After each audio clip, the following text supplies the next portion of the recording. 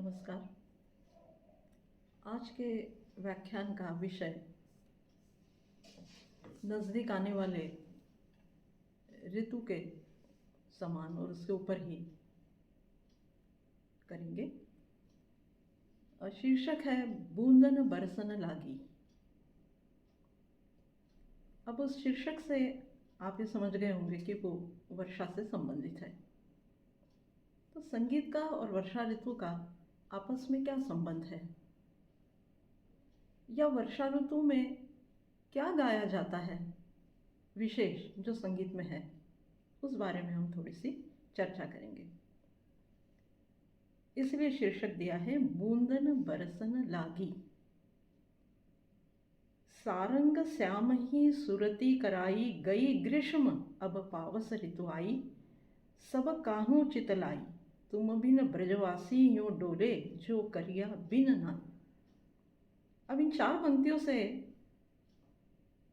आप समझ गए होंगे कि उसमें ग्रीष्म की विदाई का संकेत है और पावस यानी वर्षा के आगमन का भी संकेत है। मतलब एक की विदाई और दूसरे की अगुवाई, ऐसा ये वर्षा ऋतु है। तो उसमें संगीत का क्या संबंध है, वर्षा ऋतु का संगीत से क्या संबंध है, उस बारे में हम आज थोड़ी सी चर्चा करेंगे। ग्रीष्म की विदाई और पावस का आगमन ये प्रकृति के लिए अत्यंत सुखदायी, अत्यंत शीतल और आनंद देने वाला है, क्योंकि भरी तपन से व्याकुल होकर जब प्राणी मात्र, फिर वो मनुष्य हो, पशु पंछी जीव जंतु या चर अचर, सारे लोगों के लिए उस तपन से छुटकारा पाने के लिए उस वर्षा का आगमन होना बहुत ज़रूरी है। और इसीलिए शायद उस वर्षा के आगमन से लोग बड़े प्रसन्न हो जाते हैं, क्योंकि तपन का एहसास खत्म होकर शीतलता का एहसास दिलाने वाला जो ऋतु है वो वर्षा है। उसी वर्षा को कोई पावस कहता है, कोई बरखा कहता है, कोई रिमझिम फुहार कहता है, कोई बौछार कहता है, कोई फुहार कहता है, अलग अलग, कोई बूंद कहता है, कोई बूंदन कहता है, कोई बरखा कहता है।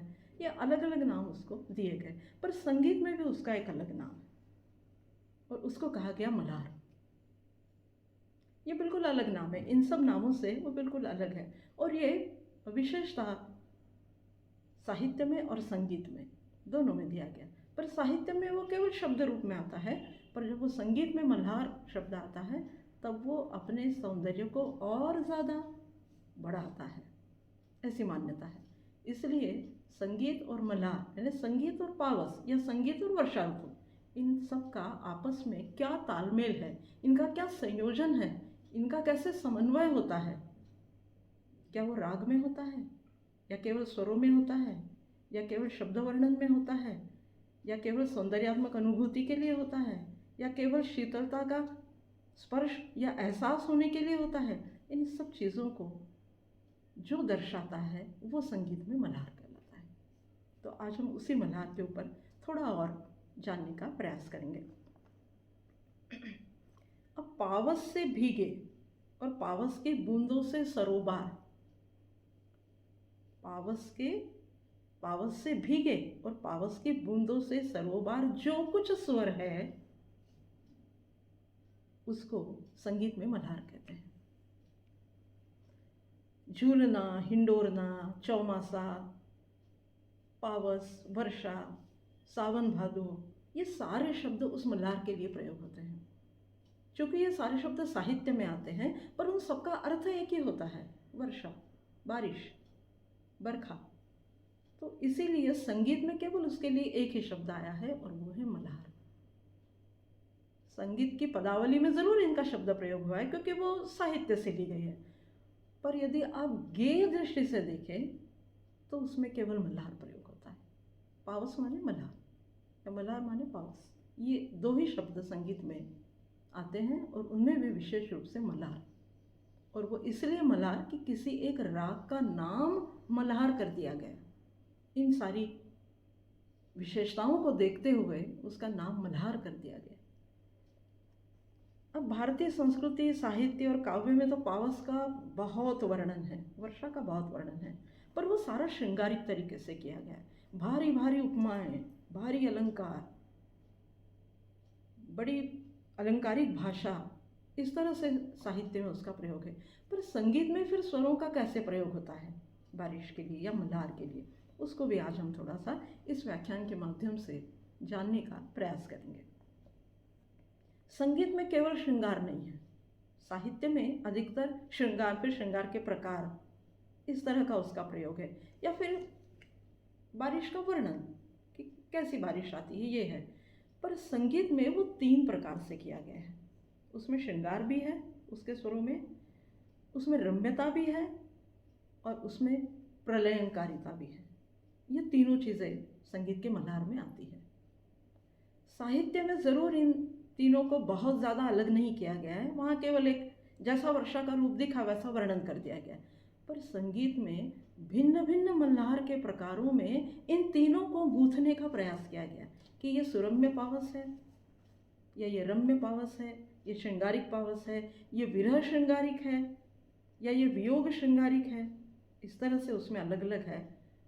शब्द वर्णन का आश्रय जरूर लिया गया, पर स्वर कैसे कैसे उस शब्द के आधार से बदलते हैं, इसका वर्णन माने वो प्रलयंकारी पावस, मतलब रौद्र रूप वाला पावस, या सुरम्य पावस, और तीसरा है श्रृंगारिक पावस। अब थोड़ा सा वर्षा ऋतु को हम जानें, तब जाकर हम उस मल्हार की व्याख्या को पूरा कर सकते हैं।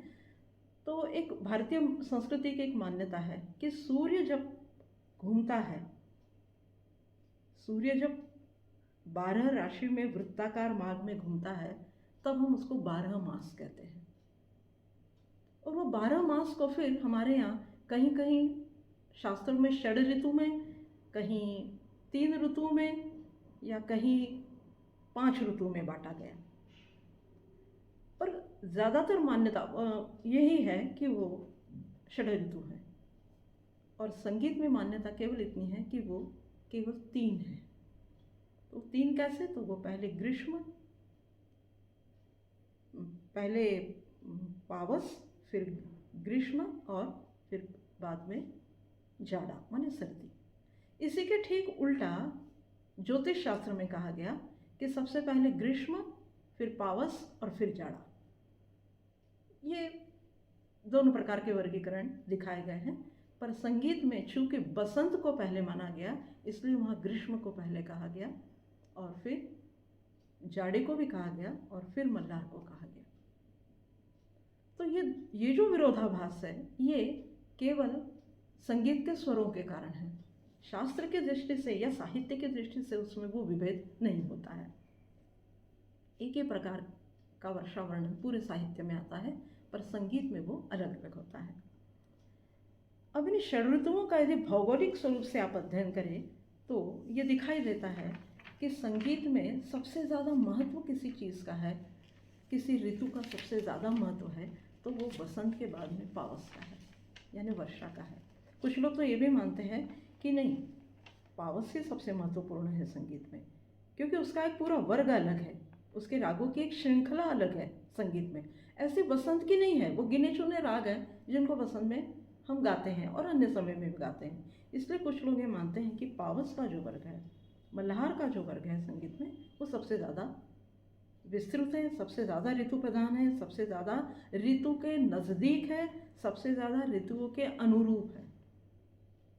तो ऐसे पावस का या ऐसे मल्हार का संगीत के स्वरों से क्या संबंध आता है? क्या वो केवल शाब्दिक योजना के तहत है? क्या वो सौंदर्यात्मक योजना के तहत है? क्या वो स्पर्श के तौर पर सही है, या केवल अनुभव के तौर पर सही है, या केवल देखा देखी कहा कहीं मान लिया गया शब्द वर्णन देख के काव्य के अनुरूप है? इन सब बातों को जानना माने ही मल्हार को जानना। गेय रूप में आपको वो बिल्कुल अलग दिखाई देगा, शाब्दिक वर्णन में आपको वो अलग दिखाई देगा। पर यहाँ प्रश्न ये उठता है कि क्या शाब्दिक वर्णन उस गेयता के हिसाब से चल रहा है? इसीलिए मल्हार के हमारे यहाँ अलग अलग प्रकार बना दिए गए। जैसे 3 प्रकार मैंने बताए पहले कि वो सुरम्य है, या श्रृंगारिक है, या प्रलयंकारी है। उसमें और ज़्यादा प्रकार जब आने लगे तब हमारे यहाँ मल्हार के भेद कर दिए गए, और फिर मल्हार के अनगिनत राग प्रकार, मल्हार रागांग की एक पूरी श्रृंखला हमारे यहाँ गढ़ दी गई। फिर उसमें विभिन्न तरह के मल्हार हमारे यहाँ गाए जाने लगे। इन सब रागों की भी चर्चा हम थोड़ी थोड़ी बाद में करेंगे, पर पहले हमको ये देखना है कि मल्हार से क्या परिवर्तन होता है। प्रकृति में परिवर्तन तो होता है, प्रकृति के श्रृंगार के परिवर्तन का समय जो है उसको ही हमारे यहाँ शास्त्र में वर्षा कहा गया या पावस कहा गया। पर यहाँ स्थिति ये बनती है कि उस वर्षा से कुछ लोगों को तो प्रसन्नता होती है और कुछ लोगों को अप्रसन्नता भी होती है। तो ये हमारी मनस्थिति का परिणाम है। तो क्या मल्हार मनस्थिति से चलता है? क्या मल्हार मन के जो तरंगे हैं उनके हिसाब से गाया जाता है? ये भी देखना आज के हमारे व्याख्यान में महत्वपूर्ण होगा। अब एक उदाहरण के लिए एक चीज़ हम कह सकते हैं कि चातक, मोर, पपीहा, ये सारे वर्षा के आगमन पर प्रसन्न मनस्थिति में होते हैं। हाथी, पर गाय, भैंस, चौपाएँ जो हैं या पक्षी, ये वर्षा के आगमन से प्रसन्न नहीं होते। वो कोटर में अपने छिप जाते हैं। भय व्याप्त होता है वर्षा का, इसलिए वो प्रसन्न नहीं होते। पर साहित्य के पदों में जिन जिन में ये मोर, चातक, पपीहा, दादुर, ये सारे शब्द आते हैं, ये इसीलिए ज़्यादा आते हैं कि ये वर्षा से प्रसन्न होते हैं। हाथी प्रसन्न होता है, सिंह प्रसन्न नहीं होता वर्षा से, शेर प्रसन्न नहीं होता। यही स्थिति मनुष्य मात्र में भी आती है कि कुछ तो उससे प्रसन्न होते हैं और कुछ उससे प्रसन्न नहीं होते। पर विशेषता एक ये है कि चूंकि प्रकृति का परिवर्तन आँखों से दिखाई देता है सामने, इसलिए प्रसन्नता की मात्रा मनुष्य मात्र में ज़्यादा होती है और अप्रसन्नता की मात्रा मनुष्य में कम होती है वर्षा को देखकर या पावस के आगमन से। मतलब पावस का स्वागत करने के लिए मनुष्य जितना आह्लादित होता है उतना शायद पक्षी और चौपाए नहीं होते, ये शास्त्र का कहना है। अब प्रकृति की हर वस्तु या प्रकृति की चर अचर कोई भी, या चेतन अचेतन जड़ कोई भी वस्तु हो, सब पर उस पावस की बूंदों का प्रभाव पड़ता है, ऐसा शास्त्र भी कहता है। अब वो कैसा पड़ता है प्रभाव, तो अलग अलग होता है। तो वो अलग अलग प्रभाव दिखाने के लिए हमारे यहाँ काव्य में इसका एक षड्रियों का वर्णन वाला एक अलग वर्ग बना दिया गया। किंतु संगीत में ऐसा कोई वर्णन नहीं आता है। वहाँ तो सीधे इसके रागों के स्वरों के स्वर स्वरूप से इसकी तुलना की जाती है। हो सकता है कि उसमें भी प्रसन्नता और अप्रसन्नता का विभेद हो जाता है। कुछ लोगों को कुछ विशिष्ट वर्षा में ही अच्छा लगता है, कुछ लोगों को कुछ दूसरे वर्षा के अंदाज में अच्छा लगता है। तो क्या इस मनस्थिति से रागों का विभेद कर दिया गया? वर्षा के प्रकारों की विभिन्नता को देखते हुए क्या मल्हार के विभिन्न प्रकार गाए गए? हमारे यहाँ गाए गए, सही है। पुराने हमारे जो 6 आदि राग कहे गए हैं, देखिए उनको भी ऋतु अनुकूल जोड़ दिया गया है। हिंडोल जो है उसको कहा गया केवल बसंत ऋतु में गाइए, तो बसंत ऋतु माने चैत और बैसाख। फिर कहा गया दीपक, उसको केवल ग्रीष्म में गाइए, तो ग्रीष्म माने जेठ और आषाढ़। फिर कहा गया मेघ, तो मेघ के लिए भी कहा गया ये केवल वर्षा में गाना है। वो कौन सा है? सावन और भादो, ये 2 ही महीने आते हैं उसमें। फिर भैरव को कहा गया कि वो शरद में गाना चाहिए, तो वो है अश्विन और कार्तिक। और श्री को गाना चाहिए हेमंत में, तो वो महीनों के हिसाब से आप देखें तो मार्गशीर्ष और पौष। और मालकंस को आपको गाना है शिशिर में, तो उसमें माघ और फागुन। इस तरह से हमारे यहाँ ऋतु अनुकूल रागों की प्रकृति के अनुरूप उनका चयन और कौन से मास में वो गाना है ये तक निश्चित कर दिया गया। आज उस निश्चितता को नकारा तो नहीं हमने, पर हम उसका पालन भी नहीं करते। पर शास्त्र में ये ज़रूर कहा गया है कि रागों का ऋतु के अनुकूल गायन ही उचित है, और शायद इसीलिए हमारे यहाँ रागों का समय सिद्धांत आया, वरना समय सिद्धांत की क्या ज़रूरत है। उसका आधार जो है वो इन 6 आदि रागों का ऋतुओं से संबंधित होना हम मान सकते हैं। अब इनमें से हम केवल आज मेघ की चर्चा करेंगे, क्योंकि मेघ ही वर्षा ऋतु में गाया जाने वाला है और मेघ का ही मल्हार से संबंध है। ऐसा कहा गया है, साहित्य में ऐसा कहा गया कि वसंत से ज़्यादा कामोद्दीपन वर्षा ऋतु करती है। युवाओं के साथ वृद्ध, और आगे तो ये तक कह दिया गया कि वृद्ध के साथ नपुंसक जो है उनका मन भी वर्षा ऋतु में बसंत की अपेक्षा ज़्यादा काम पीड़ित हो उठता है। इसलिए वर्षा का महत्व है, इसलिए वर्षा में किसी अलग तरह के गायन का महत्व है। और उसका कारण ये है कि वर्षा की मोहकता और वर्षा का शीतल स्वभाव, ये 2 चीज़ें ऐसी हैं जिसका कारण वसंत से ज़्यादा भी वर्षा हमको प्रिय लगती है। हिंदी के एक प्रसिद्ध कवि हैं, उन्होंने इसी संबंध में एक बात कही। वो कहते हैं कि सुमन सुगंधन सो सनी मंद मंद चली आई, प्रौढ़ा लो मन को हरती ही लागी, अब वर्षा ऋतु आई। वही अर्थ है जो मैंने ऊपर अभी कहा था कि युवाओं को ही नहीं, वृद्धों से लेकर नपुंसकों तक की मनस्थिति को जो बदलने की इच्छा रखता है या बदलने का मादा रखता है, वो माने वर्षा ऋतु है। अब भातखंडे की किताब में यदि हम उसको सांगीतिक दृष्टि से देखें तो भातखंडे ने उसमें एक भातखंडे संगीत शास्त्र आप यदि पढ़ें भाग 4, तो उसमें ये लिखा है उन्होंने खुद ने नहीं वो कहा बोला है, किसी और की उन्होंने वहाँ व्याख्या की है। वो कह रहे हैं कि मल्हार या वर्षा का अर्थ होता है मल का हरण करने वाला। वर्षा में प्रकृति में, वर्षा आने के पहले प्रकृति में संचित जो कुछ मलिन भाग है उसको वर्षा के माध्यम से साफ या स्वच्छ या निर्मल कर दिया जाता है, इसलिए उसको मल्हार कहते हैं। मल का हरण करने वाला वो मल्हार। एक जगह उन्होंने कहा कि ये किसी पंडित ने कहा होगा तो ये उसकी खुद की कल्पना है, पर कल्पना बड़ी अच्छी है। ये भातखंडे साहब का कथन है। और आगे उन्होंने कहा कि मलरूह शब्द का अपभ्रंश या मलरूह शब्द की विकृति माने मल्हार।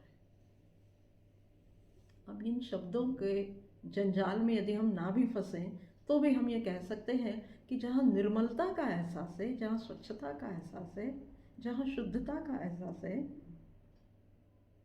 जहाँ मन को प्रसन्न करने वाली हरितिमा का एहसास है, जहाँ प्रकृति के सौंदर्य का परिवर्तन है, वो सब कुछ मल्हार है। ये मल्हार की साहित्यिक और थोड़ी सी संगीत की तरफ झुकने वाली एक व्याख्या है। भातखंडे साहब ने कहा है कि अन्य अलग अलग प्रकारों में मल्हार अलग अलग दिखता है।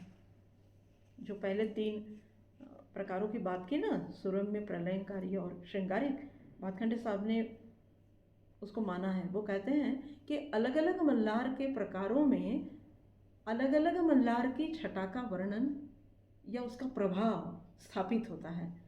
तो करीब 35 प्रकार के मल्हार संगीत में गाए जाते हैं। तो वो है, उसके नामावली में पढ़ देती हूँ। शुद्ध मल्हार, गौड़ मल्हार, मियाँ मल्हार, सूर मल्हार, मेघ मल्हार, रामदासी मल्हार, नट मल्हार, सावनी मल्हार, मिराकी मल्हार, चरजू मल्हार, चंचलस मल्हार, धूलिया मल्हार, पट मल्हार, देश मल्हार, रूप मंजरी मल्हार, सोहनी मल्हार, बसंती मल्हार, केदारी मल्हार, त्रिभुवन मल्हार, नायकी मल्हार, खमाजी मल्हार, गौड़गिरी मल्हार और सोरठ मल्हार, जयंत मल्हार, कोलू मल्हार, तिलक मल्हार, नायकी मल्हार और बिलावल मल्हार, कानड़ा मल्हार और छाया मल्हार। इतने प्रकार कहे गए। अब इनमें से कुछ आधुनिक भी हैं और कुछ बहुत प्राचीन हैं और कुछ थोड़े बीच मध्यकाल में प्रचलित हुए हैं। पर इतने सारे मल्हार के प्रकारों की आवश्यकता क्यों पड़ी? भातखंडे साहब ने इसका उत्तर दिया है एक जगह। वो कहते हैं कि इतने सारे मल्लारों की आवश्यकता इसलिए हुई कि शाब्दिक वर्णन में तो वर्षा एक ही तरह से होती है, एक ही तरह का वर्णन उसमें होता है, पर स्वर में वो ताकत होती है कि स्वर मनुष्य की मनस्थिति को बदलने के लिए कुछ ऐसे स्वर प्रयोग करता है जिससे प्रभावोत्पादक क्षमता में वृद्धि होती है या कमी आती है। इसलिए ये सारे मल्हार के प्रकार बने। ये उनका उत्तर है। एक जगह उन्होंने और ये कहा कि दो तरह से मल्हार का, दो कारणों से मल्हार के इतने विभेद होते हैं। तो वो इसलिए होते हैं कि कुछ मल्हार के प्रकार ऐसे हैं जिनका स्वर स्वरूप से वो चलते हैं, और दूसरे कुछ मल्हार के प्रकार ऐसे हैं जो स्वरों की चाल से चलते हैं। ये दो बातों का बड़ा फर्क है। एक मल्हार, कुछ मल्हार के प्रकार स्वर स्वरूप से चलते हैं, और कुछ मल्हार के प्रकार स्वरों की चाल से चलते हैं। इसलिए इतने सारे विभेद उसमें मल्हार में देखे जाते हैं।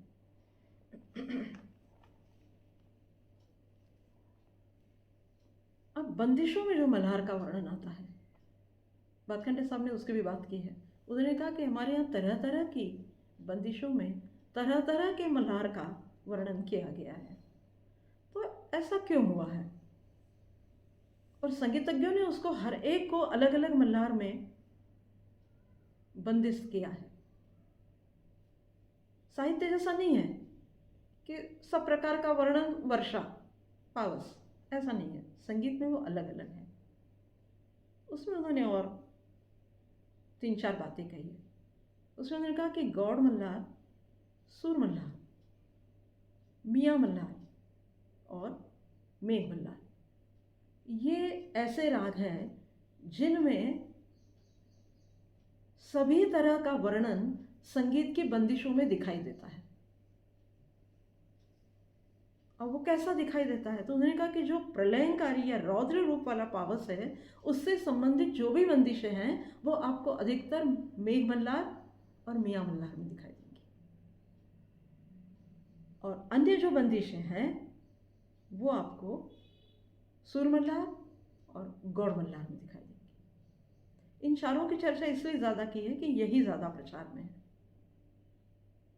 अन्य मल्हार जो हैं वो इतने ज़्यादा प्रचार में नहीं है। वो कुछ कुछ विशिष्ट घराने के लोग, विशिष्ट गायक लोग या प्रयोगवादी या प्रयोगधर्मी कलाकार जो हैं वो ऐसे अलग अलग प्रकार के मल्हार गाते हैं। पर इन 4 प्रकारों में ये मुख्य बंदिशें हैं। पर कई जगह ऐसा भी दिखाई देता है बंदिशों में कि है तो गौड़ मल्हार, पर वर्णन प्रलयंकारी पावस का है। यहाँ तक कि मल्हार को छोड़ के कुछ पद ऐसे भी मिलते हैं या कुछ बंदिश ऐसी मिलती है कि वो आसावरी में दी गई हैं और वर्णन वर्षा का है। तो इसको आप क्या कहेंगे?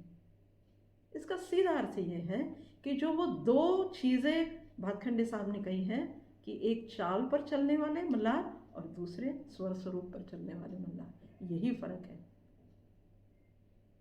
कि वो चाल आप मल्हार की कैसे रखते हैं। यदि स्वरों की चाल में अंतर है तो मल्हार अलग है, और यदि आप स्वर को मुख्य मानकर केवल स्वर को रखने के तरीके को बदलकर आप मल्हार पेश करते हैं, वो मल्हार का प्रभाव अलग है। इसीलिए पुराने जो बंदिशें हैं उनमें कहीं कहीं मल्हार नाम का शब्द आता है, पर कहीं भी गौड़ मल्हार या सुर मल्हार या मेघ मल्हार या रामदासी मल्हार ऐसा शब्द नहीं आता है। वहाँ केवल और केवल मल्हार शब्द आता है। देखिए, मैं कुछ कुछ पंक्तियाँ आपको बताती हूँ बंदिशों की। उसमें केवल मल्हार शब्द, राग का नाम आया है पर केवल मल्हार, शुद्ध मल्हार या गौड़ मल्हार ऐसा नहीं है। तैसे मोर कोकिला बोलत पवन बिजु धन धावत, लय मुरली कर मंद घोर सुर राग मल्हार बजावत। भीजे राग रागिनी दोहू भीजे जल छवि पावत, गाई जे राग मल्हार। केवल मल्हार नाम आ रहा है। पथिक बधु आनंदित अगम राग मल्हार सुगायो, काहू राग मल्हार अलाप्यो मुरली मधुर सुर गाय। हरिदास के स्वामी श्यामा गावत राग मल्हार, स्वामी हरिदास ने कहीं भी ये गौड़ मल्हार है या ये सूर मल्हार है या रामदासी मल्हार है ये जिक्र नहीं किया है। संगीतज्ञों ने मतलब तानसेन, बैजू या बक्षु, इन्होंने जो वर्षा वर्णन किया है उसमें कहीं भी ना तो मल्हार ऐसा स्पष्ट उल्लेख आता है, ना कहीं सूर या रामदासी ऐसा उल्लेख आता है। अब देखिए तानसेन का एक बंदिश है तानसेन के हमारे यहाँ, उसमें क्या कहा है? नाचत चपल चंचल गति घन मृदंग रस भेद उपजावत, कोकिला अलापत पपैया उर्पलेत मोर सुहर सुर साजत, दादुर तार धार धुनि सुनियत, रुनझुन धुनि पर बाजत, तानसेन के प्रभु बहुनायक कुंज महल दो राजत। यहाँ कहीं किसी मल्हार के नाम का उल्लेख नहीं है, पर वर्णन शाब्दिक दृष्टि से मल्हार का है, पर ना मल्हार का उसमें प्रयोग हुआ है, ना किसी मल्हार के प्रकार का नाम का प्रयोग हुआ है। एक और जगह तानसेन की बंदिश है, सावन आयो आली मोको विरह सतावत, चहु औरते घन घुमण घुमण मन भावत, बोलत चातक मोर पपीहा रहत पियो, विरह बिरहनी कर मानत, तानसेन के प्रभु कैसे कटे दिन, रैन गगनी बन बावत। कहाँ मल्हार का नाम आया है? पर पद मल्हार में है और केवल मल्हार ही लिखा है, रामदासी नहीं लिखा, गौड़ नहीं लिखा, सूर मल्हार नहीं लिखा, मेघ मल्हार नहीं लिखा। बैजू का एक पद है, उसमें भी कहीं ऐसा नहीं है। इंद्र हूँ की असवारी पपैया नकीब कीनो देश देश खबर सारी, गरजे दमावा मारू धुरवा निशान बान, बादरन की फौज छाई, दामिनी की रंजक तामे ओले गोले तोप छुटत, कहाँ कहे बिरहिन बेचारी, कहे बैजू बावरे सुनो तुम चतुर नारी, जिनके पिया विदेश उनको यह जंग भारी। मतलब यहाँ सीधे सीधे बैजू ने विरह श्रृंगार का वर्णन मल्हार में किया है। बक्षु ने एक जगह इसका वर्णन किया है कि उमड़ी फिरत हैरी बादल अंतर रहे चहु दिस, पर वहाँ पे मल्हार का नाम आया। देखिए, उमड़ी फिरत हैरी बादल अंतर रहे चहु दिस, राग मल्हार सुहाग बढ़ो भांति भांति न के, गांस सो घिरे ज्योतिष। इस तरह का उसने वर्णन करके, पर वहाँ भी देखिए केवल राग मल्हार, गौड़ नहीं, सुर नहीं, रामदासी नहीं, मेघ नहीं, ऐसा कोई वर्णन वहाँ पर नहीं हुआ है। अब संगीतज्ञों ने केवल मल्हार में ही पावस का वर्णन किया है ऐसी बात नहीं है, सारंग में भी उन्होंने वर्णन कर दिया, जबकि वो ग्रीष्म है पर फिर भी उसमें वर्णन किया है।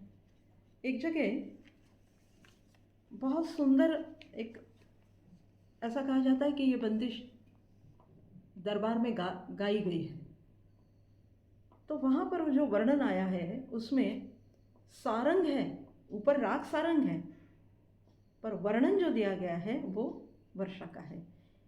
बरखा ऋतु आई भूम लागी सुहाही, द्रुम बेली यू लपटानी, वाखंडी की किताब में है ये बंदिश।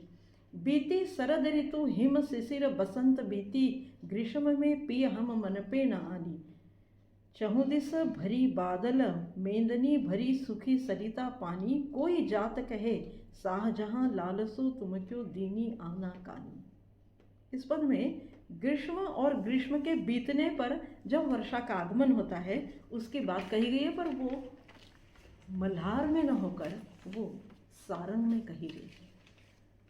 अब ये विविधता केवल आपको संगीत में ही दिखाई देगी। आसावरी में मैंने आपसे पहले ही बात की कि आसावरी में कुछ लोगों ने पावस की बंदिशें कर दी। संप्रदायों में तो ये पूरा पद आसावरी में गाया जाता है कि प्रीतम प्यारी राजत रंग महल, गरजी गरजी रिमझिम बूंदन लागी, बरखानी बोलत चातक मोर, दामिनी दमकी आवे झूम झूम बादर अवनी परसत, तैसो हरियारो सावन मन भावन, आनंद उर उपजावन, इंद्र बधु दर्शन, सुरदास मदन मोहन प्रिया संग गावत मल्हार, ललित राग लागी सुन धुनि पर सावन। मतलब उनका ये कहना है कि ललित और मल्हार इन दोनों को आप वर्षा ऋतु में गा सकते हैं, और पद दिया है आसावरी में। तो ये विविधता जो है मल्हार की आपको साहित्य में और संप्रदायोत्तर साहित्य में बहुत मिलेगी, पर संगीत में अधिकतर ये मान्यता दृढ़ हो चुकी है कि पावस है माने उसको किसी न किसी मल्हार में ही गाना है। ये हमारे यहाँ निश्चित हो चुका है और लोग उसको मानते भी हैं। पर कहने का तात्पर्य केवल इतना है कि ये ज़रूरी नहीं है, ये आवश्यक नहीं है कि आप मल्हार में ही पावस का पद गाएं, पावस की बंदिश गाएं, पावस वर्णन की बंदिश गाएं। आप दूसरे रागों में भी गा सकते हैं। और ये सब हमारे पुराने जो गायक वर्ग हैं, बैजू है, बख्शू है, तानसेन है, इनके बंदिशों से, इनके पदरचना से आप ये जान सकते हैं। अब प्रश्न यहाँ ये उठता है कि क्या सांगीतिक स्वरूप तानसेन, बैजू, बख्शू, इनके जो पद ये मैंने बंदिशें जो पढ़ी, इनका सांगीतिक, इनका स्वरात्मक स्वरूप कहीं उपलब्ध है क्या? ये बहुत बड़ा प्रश्न है। तो उसका उत्तर नहीं है। इनका कहीं भी स्वरात्मक स्वरूप, जिसको आजकल की भाषा में आप स्वरलिपि या नोटेशन कह रहे हैं, वो कहीं भी उपलब्ध नहीं है। किसी घरानेदार लोगों के पास यदि इनमें से किसी का उपलब्ध हो, और वो भी क्या वही प्राचीन है या उनके उस्तादों ने और गुरुओं ने तैयार करके वो प्रचलित किया हुआ है, इस पर भी कोई विचार संगीत में नहीं हुआ है, ना हो रहा है। केवल हमको शाब्दिक रूप में ये मिलता है। और ये भी एक बात यहाँ स्पष्ट कर दूँ कि ये शाब्दिक रूप भी हमारे संगीत के किसी भी ग्रंथ में उपलब्ध नहीं है। ये संगीत के अन्य जो ग्रंथ हैं, अलग अलग साहित्य के, काव्य के जो अलग अलग ग्रंथ हैं, या पौराणिक ग्रंथ जो है हमारे, या वैदिक ग्रंथ है, या स्मृति ग्रंथ है, या ऐतिहासिक ग्रंथ जो हमारे यहाँ भारतीय शास्त्र और साहित्य में है, वहाँ इनकी जानकारी मिलती है कि ये तानसेन का पद है, ये बैजू का है, ये बख्शू का है। कवि तानसेन और उनका काव्य ऐसा करके हमारे यहाँ संगीत में भगवत चरण और शर्मा और एक नर्मदेश्वर चतुर्वेदी, ऐसे दो लोगों ने बहुत सुंदर किताबें लिखी, पर वहाँ पर भी सांगीतिक स्वरूप नहीं है। इनका केवल साहित्यिक यानी केवल शाब्दिक स्वरूप जो है वही वहाँ पर दिया गया है। पर इन शब्दों को, ये शब्द तानसेन के हैं या ये बैजू के हैं या बख्शू के हैं, ये जानने के लिए भी संगीत में कोई साधन उपलब्ध नहीं है। ये सब बाहर के किताबें हमको जब पढ़ना पड़ती है तब हम जान पाते हैं कि हाँ ये तानसेन की रचना है। अब प्रयत्न तो ये होना चाहिए कि इतनी अच्छी जो शब्दावली है उसको हम मल्हार की बंदिशों में निबद्ध करें। शब्द संपदा बहुत अच्छी मौजूद है हमारे यहाँ, पर हम नए शब्दों का आधार लेते हैं क्योंकि हमें ये मालूम नहीं रहता है कि तानसेन और बैजू के इतनी रचनाएं, ये निश्चित रचनाएं गाई गई हैं कभी न कभी, पर आज उनका कोई स्वरूप हमारे सामने केवल शब्द के अलावा उपलब्ध नहीं है। भातखंडे साहब ने एक जगह लिखा है कि यदि आपको वर्षा और मल्हार, उन्होंने कहा है मल्हार के कुछ प्रकार और मल्हार की कुछ विशेषताओं को यदि आपको जानना है तो उसके प्रमुख 4 ग्रंथों उन्होंने बताया। उन्होंने कहा कि यदि मल्हार के संबंध में आपको विशिष्ट बातें जाननी हैं तो मारिफुन नगमात, मुआदनुल मौसीकी और नगमात आसफी, ये 4 ग्रंथ ऐसे हैं जिनमें आप मल्हार की अलग अलग विशेषताओं को देख सकते हैं, खोज सकते हैं। और जो 3 बातें कही गई मल्हार के बारे में, श्रृंगारिक, सुरम्य और प्रलयंकारी, वो क्या है, वो शाब्दिक रूप में क्या है और वो स्वरात्मक रूप में क्या है, इसकी व्याख्या यदि आपको देखनी है तो आपको इन 3 ग्रंथों को टटोलना चाहिए, तब जाके कहीं हमको मल्हार का स्वरूप हमारे सामने आता है। अब इन तीनों सुरम्य, श्रृंगारिक और प्रलयंकारी पावस के बारे में हम थोड़ा सा हमारी बंदिशें क्या कहती हैं और जो हमारे प्रचलित मल्हार है वो क्या कहते हैं, उसकी हम थोड़ी चर्चा करें। पहले ही मैंने बताया कि ये 4 ही मल्हार हम गाते हैं बहुत ज़्यादा, गौड़ मल्हार, सुर मल्हार, मेघ मल्हार और मियाँ के मल्हार। उसमें से मेघ मल्हार और मियाँ मल्हार ये प्रलयंकारी है, पर फिर भी उसमें एक फ़र्क है। प्रलयंकारी जो है वो ज़्यादातर मेघ में है और जो गंभीर है वो मियाँ मल्हार में है। प्रलयंकारी पर गंभीर वो मियाँ मल्हार है, और जो केवल रौद्र है वो मेघ मल्हार है। यही फर्क सुरम्य मल्हार में, सुरमल्हार और गौड़ मल्हार में है। गौड़ मल्हार चालवाचक है, जो पहले मैंने दो बातें की ना मल्हार के बारे में, तो गौड़ मल्हार जो है वो चाल प्रधान मल्हार है और सुर मल्हार जो है वो स्वर प्रधान है। इसलिए उनमें भी दोनों का वर्णन या दोनों की बंदिशें अलग अलग आती है। देखिए, श्रृंगारिक बंदिशें और उसमें भी गौड़ मल्हार में गौड़ का एक अर्थ होता है माधुर्य, मधुर या मीठा, शर्करा युक्त, ये गौड़ का अर्थ होता है।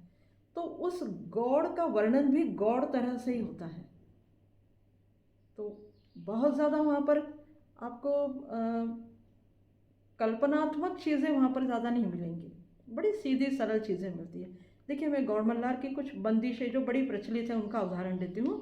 वो गौड़ मल्हार में इसीलिए दी गई है कि बनरी ब्याहन आया रे, भातखंडे की चौथी किताब में ये सारी बंदिशें आपको मिलेंगी।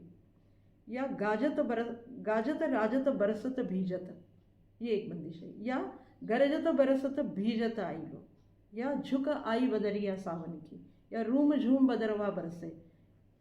या फिर विलंबित बंदिश जो है गौड़ मल्हार की, काहे हो हम सो, ये जो बंदिश है ये सब रम्य पावस या रम्य मल्हार का वर्णन आता है। पुराने सारे ग्रंथों में केवल एक ही जगह गौड़ मल्हार का उल्लेख आया है, और वो आया है राग रागिनी मेली गावे सुघर गुंड मल्हार। ये गुंड मल्हार माने गौड़ मल्हार है। बस इतना ही उसका वर्णन आता है। और ये सारी बंदिशें जो मैंने अभी आपके सामने पढ़ी, ये सब रम्य पावस का वर्णन है। और जो सुरम्य पावस में दूसरा घटक जो है, मतलब सुर मल्हार जो है, उसमें केवल इतना फर्क है कि उसमें श्रृंगार, सुरम्यता और वर्षा का आगमन, इन तीनों का संयोजन करके जो वर्णन किया गया है वो माने सुर मल्हार है। और वो स्वर प्रधान है, वो चाल प्रधान नहीं है, गति प्रधान नहीं है, वो स्वर प्रधान है। भातखंडे की किताब में एक बंदिश दी गई है।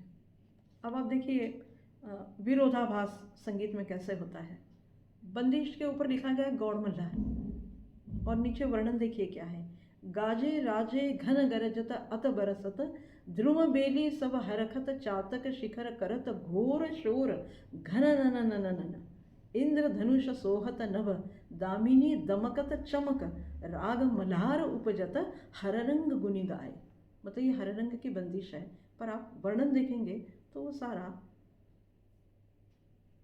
घन नन नन, घन घोर शोर, ये तो सब प्रलयंकारी पावस में आना चाहिए, पर ये गौड़ मल्हार में है।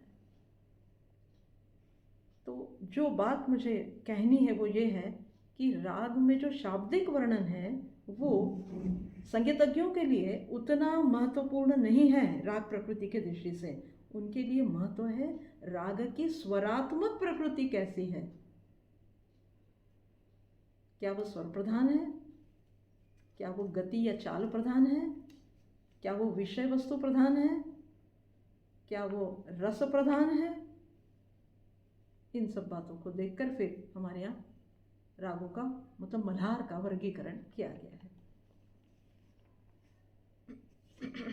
एक और बंदिश है इसी में।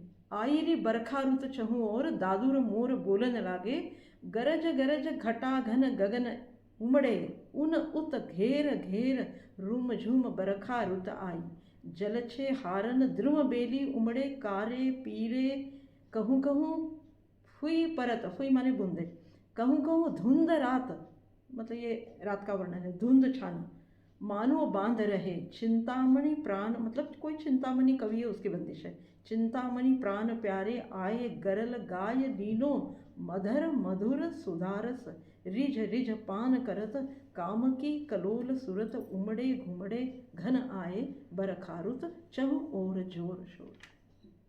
ये इतनी बड़ी बड़ी बंदिश है और ये है भातखंडे की किताब में, पर मैंने आज तक कभी इन बंदिशों को नहीं सुना गेय रूप में। गाई जा सकती है क्योंकि भातखंडे की किताब में है, मतलब भातखंडे जी ने उसका गेय स्वरूप सुना है, ये निश्चित है। तो अब ये किस घराने में है, किस घराने में इसको गाया जा रहा है, ये तो बड़ी खोज का विषय है। पर इतने तरह के मल्हार और इतने तरह का विरोधाभास मल्हार के प्रकारों में संगीत में दिखाई देता है। एक प्रलयंकारी और मेघ मल्हार की हम बात कर लें तो मेघ मल्हार में भी बहुत सी बंदिशें हैं हमारे यहाँ।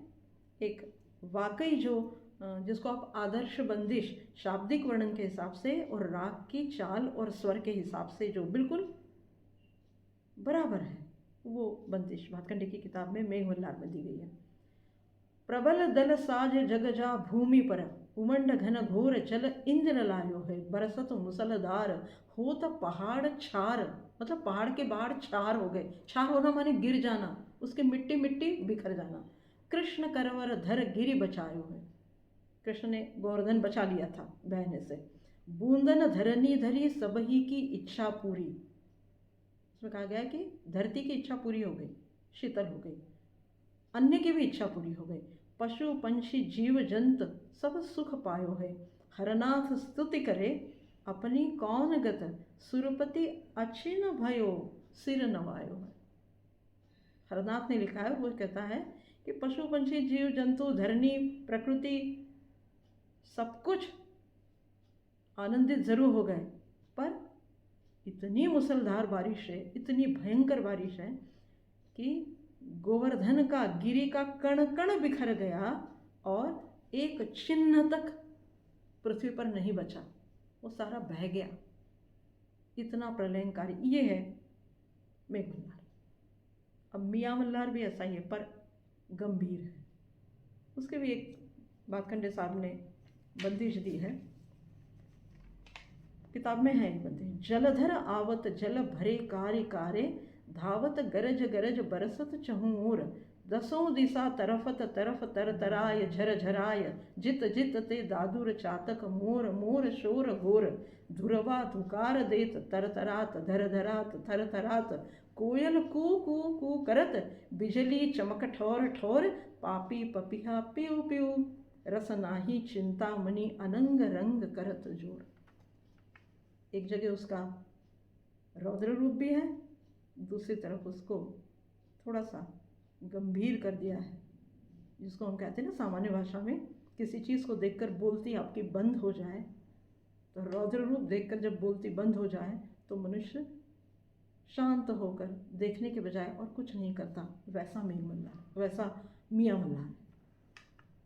अब मियाँ मल्हार के बारे में भी लोगों की बड़ी धारणा है कि ये तानसेन ने बनाया है, कुछ कहते हैं कि ये मुगल काल में दरबारों में बनाया गया, कुछ कहते हैं कि चूँकि इसके नाम के पीछे जिस राग के नाम के पीछे मियाँ शब्द लगा है वो सारे मुसलमान गायकों द्वारा बनाए गए, मियाँ की तोड़ी, मियाँ के सारंग, मियाँ की मल्हार।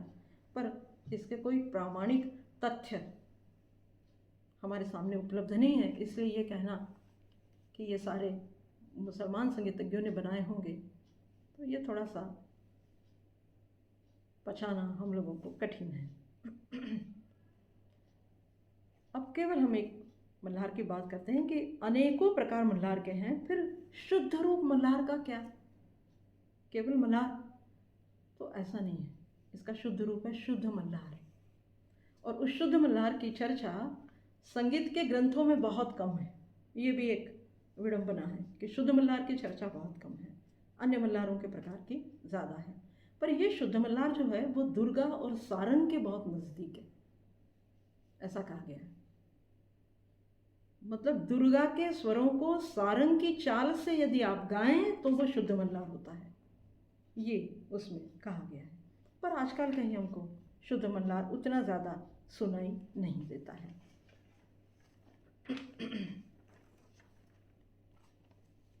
अब थोड़ी सी हम इनकी